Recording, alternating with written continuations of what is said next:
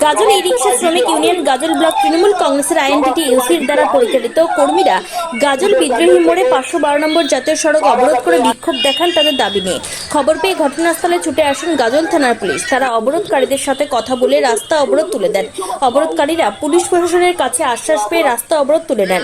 গাজল ই রিক্সা শ্রমিক ইউনিয়নের সম্পাদক গৌতম ঘোষ বলেন, বুধবার রাতে মন্দির পাহারার জন্য 3 জন লোক রাখা ছিল, কারণ মঙ্গলবার রাতে গাজলের শালবনা একটি প্যান্ডেলে কে বা কারা বিশ্বকর্মা মূর্তির মাথা ভেঙে মাটিতে ফেলে দেয় এবং 2টি হাত ভেঙে দেয়।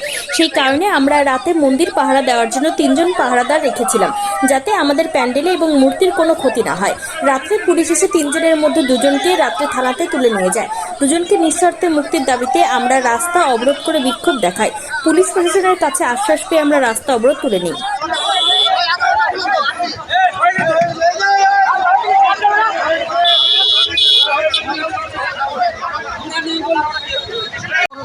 মূল কারণ হচ্ছে আমাদের কালকে গত রাত্রে 3 জন রাখা ছিল পাহাড়া প্যান্ডেলের মধ্যে বাঁশ বাঁধা রয়েছে।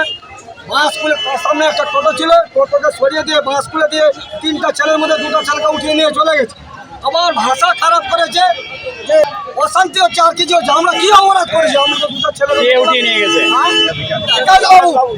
আবার সারা রাত ঘুরেছি ওর পিছনে, এখন পর্যন্ত আমার ছেলেগুলোকে মুখ খারাপ করার অধিকার কে দিয়েছে? অবরোধটা আমাদের উন্নত হচ্ছে। আমরা প্রতি বছরের ন্যায় আমাদের গাজল ব্লক ই রিক্সা অ্যাসোসিয়েশনের থেকে পুজো করি। নিয়ম অনুসারে প্রতি নিয়ম মেনেই আমরা মাঠে পুজো করছি। এবার কিছুদিন আগে হয়তো কোনো একটা দুর্ঘটনা ঘটেছে, সেটা হয়তো আমরা জেনেছি, যদিও তো জানি না কে বা কারা কী করেছে না করেছে। তো আমরা প্রতি বছরের ন্যায় যে পুজো করি, পুজোর প্যান্ডেলে এবার যেহেতু সারা রাতে সবাই শ্রম দেওয়ার পরে শরীর ক্লান্ত হয়ে যায়, যার জন্য তারা আর থাকতে পারে না। তো আমরা 3টে পাহারাদার রেখেছিলাম, তারা ছিল আর কি রক্ষণাবেক্ষণের জন্য। তো